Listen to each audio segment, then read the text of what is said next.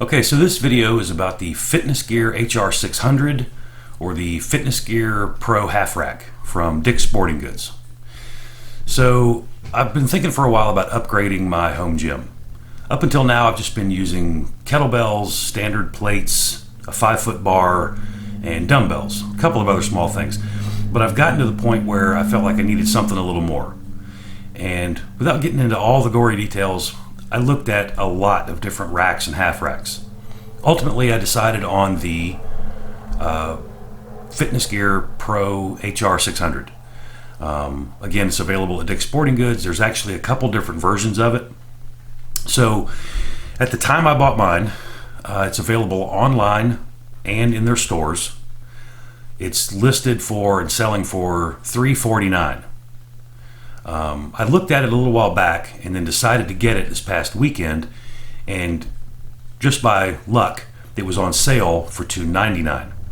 Now, I did double check, and that $299 price still is free shipping from the website, but you can still go in the store and pick them up. The benefit of that is, which is what I did, I went and picked mine up. They have both versions set up, and you can kind of check them out, see what they're all about. I went with the beefier, bigger version of the two, and depending on your space and your needs, I felt like it was a better rack. So what I'm going to do is I'm going to talk a little bit here, and then I'll show you the boxes, the packaging, how it all came, what it was like when I picked it up, so what you can expect when you pick it up or have it delivered.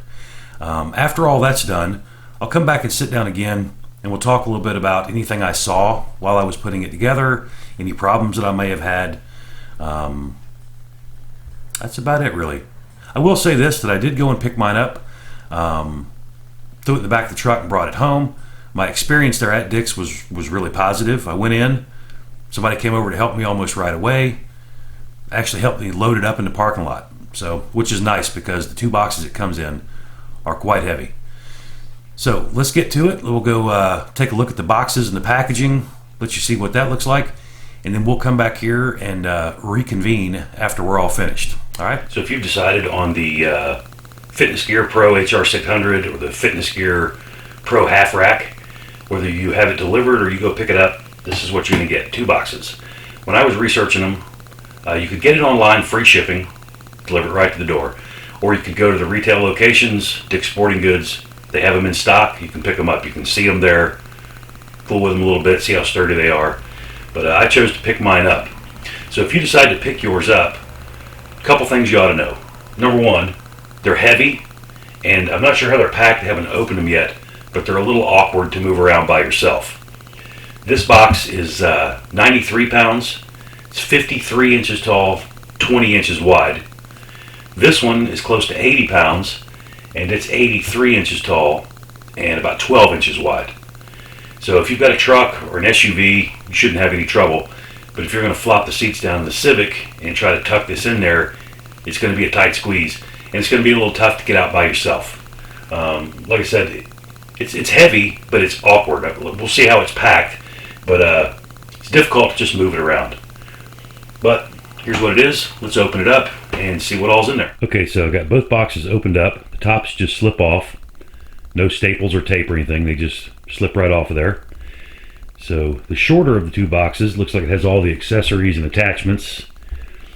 Everything seems to be in pretty good shape. It's packed pretty well. A little bit settled to the bottom, but mostly in good shape. Zip tied together, got cardboard separating everything. I don't really see anything damaged in there. The taller of the two boxes, of course, obviously it looks like all your uprights. And giving them a quick once over, everything seems to be in pretty good shape. Nothing bent or twisted. Got cardboard separating them. Everything seems to be in pretty good shape. And then down here you've got the mounting hardware and instruction manual. Everything seems to be there. Nothing missing off the cards as far as I can tell. So far so good. So let's get it pulled apart and start putting it together. Alright, so here it is. Everything that was in the two boxes. All the bits and pieces. It looks like everything is there. So we're going to start putting it together.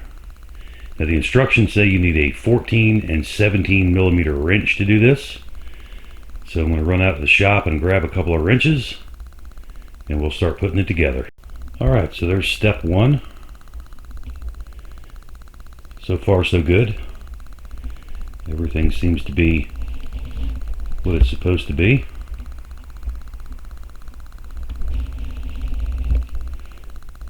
Okay, let's move on to step 2. Alright, here's step 2. It looks like a lot of the instructions, they'll say complete this step and then repeat for the other side.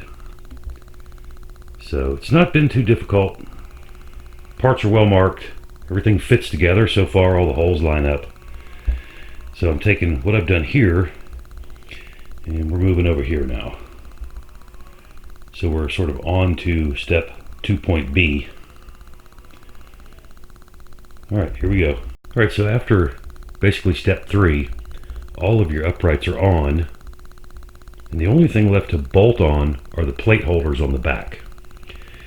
The top crossbar up there, it goes on with the two orange push pins up there. You know, it could be taken down and used as a dip station lower on the bars. I'll show you how that works after I get everything else put on, but all of the real assembly is done.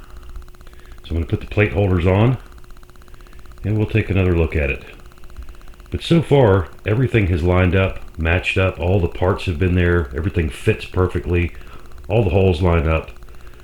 No complaints so far. Alright, let's put the plate holders on. Okay, so here it is, finished product. If you remember, all I had left to put on were the weight plate holders, and there are 3 on each side. And they bolt right on, no problems. And we got 3 over here. So it went together really easy. And that's the finished product. You might notice I had to move it. It was on the other wall here, on the left-hand side, but I had an issue with the bar where the bar is a little too long, and I was already aware of that, but I figured it was worth a try to see if it would fit. The bar's a touch too long, so I'm going to look at a 6-foot bar. I'll probably leave it where it is, but that's a pretty tight spot over there. It's about 8 feet. Alright, so I will take a few of the attachments off, like the bar holder, the spotters down there, and I'll show you how easy those pop in. Alright, so the last thing I had to do after bolting on the plate holders was to just add the few little extras on that don't bolt on. Everything else just kind of fits on. So I'm going to show you how that works real quick. If you're familiar with these racks or you have one, you probably already know how this works, but if you're just looking at them or you can't get to the store to see it, I'll go through it with you real quick. So all they really do is rotate, slide out. They're just resting on this pin and that plate right there. Of course, you have all the adjustment you want. They just slip back in. These work the same way, just twist it out. Same pin and bracket. The only one that's any different is the dip station, and I'll show you real quick how that works. So you can, for the pull-up bar when it's up here, and then you can lower it down.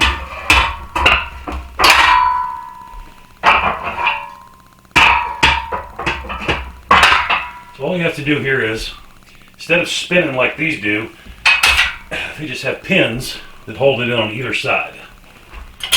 Pull those out, and I'm nice and short, so you should see how well this is going to go. Alright.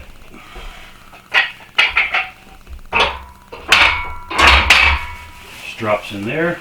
Put your pins back in. And you got a dip station. So you also got some adjustment here for the bars, and all they do is rotate up and out. So that's what you have there. And they're padded up in here, so they sit nice and smooth without tearing your finish up. But you can adjust it out, you know, if you're taller, shorter, wider of a grip.